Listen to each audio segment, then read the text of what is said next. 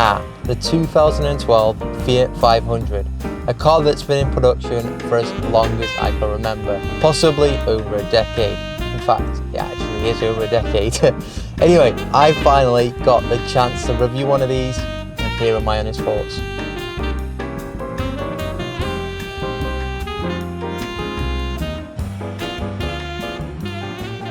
But firstly, I'd like to thank the owner Tia for letting me review her car. She's owned this car for a couple of years now, so she will know what ownership experience is like in full. She also does have a cool photography page, so if you want to check that out, I'll leave her handles in the description box below. So jumping straight back into the video, when this car was first released in 2012, it was worth around £10,000, which is not that bad. You had a bunch of trim levels to choose from, and this particular car is the lounge edition, as Fiat would call it. It came with a very slow 1.2 litre petrol engine and an aux port, and I'll be honest, that's about it. I think the Fiat 500 was that boring, the marketing department probably pushed the engineers to bring out some additional options or a new trim level, and I can't quite believe I'm saying this, but that's what they did. You could get a Fiat 500 Gucci edition or a Fiat 500 Rockstar edition. Overall opinions on the design? Well, most people will find it cute and adorable, which I totally understand, especially in this nice grey colour. It's a bit of a tough pill to swallow for someone who likes cars though. I don't really think it has any specialty about it, and it can be really dangerous if involved in a heavy collision, since it got a 3-star NCAP rating. This car is like the Nissan Figaro of our generation. Next up, we move on to the interior of the Fiat 500, and it's exactly what you expected. Cheap, Italian and dull. You don't really get much in it, obviously space is very limited, not really much of a center console either, so in replacement of that, Fiat have put in 2 cup holders and a really long handbrake. More on the lack of center console, and usually with cars like these you would get the gear stick mounted at the bottom. However, it's mounted at the bottom of the climate controls, which is great because look at the gap between the steering wheel and the gear lever, minimal. Next up, even though this car is very small, there's plenty of storage space dotted around this car. So for example, you can lift both the seat bases up and there's some space underneath there. There's a little storage compartment right next to my left knee in the driver's seat, as well as my right knee as well. And also in the glove box, or what's supposed to be the glove box, there's a little compartment on the top which I can't seem to open up. Maybe that's broken, I'm not too sure. But that's where you could hide some contraband if you want to. As for the rear seats, well, all Fiat 500s come in this 2+2 configuration, and from the outside it looks like a pain to sit in the back, but I must admit there's quite a lot of headroom, and if the front passenger is quite short, there's a lot of knee room as well, so it's not that bad. I've also noticed the coat hooks, they've got a little hanger image on them, which is pretty cool. Attention to detail right there by Fiat.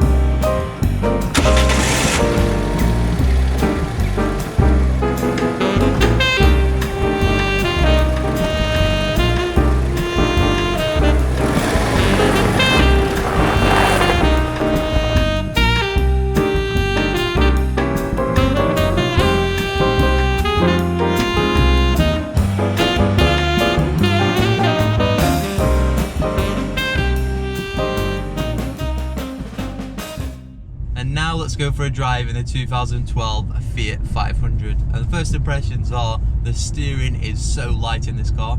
In fact, in some models you even get a lighter steering wheel option for city driving, which I think is pretty unnecessary. The steering's light as is. One thing I did like when I jumped into this car was the original floor mats. I know it's a bit of a daft thing to say, but it's got the number 500 embroidered on them, and also an Italian flag, but classic Fiat quality. The Italian flag is starting to fray. The way you access the menu is through the main instrument cluster in the Fiat 500, and there's 3 buttons, one for menu and then the 2 other ones for you to flick through left and right, up, down or whatever. One of the options is speed beep, strange name for one very simple option, and another one is buzzer volume, which I also have no idea what that means. Can someone let me know, please? This Fiat 500 also comes with a sunroof, which is great because it lets in a lot of sunlight into the cabin. However, in the summer when the sun's beaming down and you go to close the sunroof cover, it's not fully opaque, and the sunroof cover material is made out of some mesh, which is not great because it's just counterintuitive. In terms of the gearbox, well, it's a bit tacky and awful. It takes ages to change gear, the throws are really long, but I guess the steering wheel being right next to the gear stick makes up for that in a sense, in a way. You also can get this car in an automatic. I definitely would not. Is this car worth around the 2 to 4 grand price bracket? And to be honest, I'm not too sure. I don't think it personally is. You could get much better cars for the price, even cheaper cars actually, but you know, for a first car, a cheaper insurance, cheaper car tax, I could see why it's attractive to some people. At the end of the day, this is a Fiat Chrysler product, and there's gonna be a large amount of quality issues. So for example, this car has done around 73,000 miles approximately, and the door cards, the plastic on the door card, sorry, is starting to feel very cheap. The leather around the gear stick, that's starting to fall apart. The materials on the dash, that feels very rough. It's not great. So there you go guys, that's the review of the 2012 Fiat 500. I must admit, it's possibly the most feminine car I've driven to date. Well, that's probably Fiat's target market anyway. I think you could enjoy and have fun in this car because it's so small, so raw, so giving you that crashy feeling and unstable feeling when you drive it every single time. But I guess that's the fun element to it in some way. Anyway, thanks for watching, and I'll see you next time.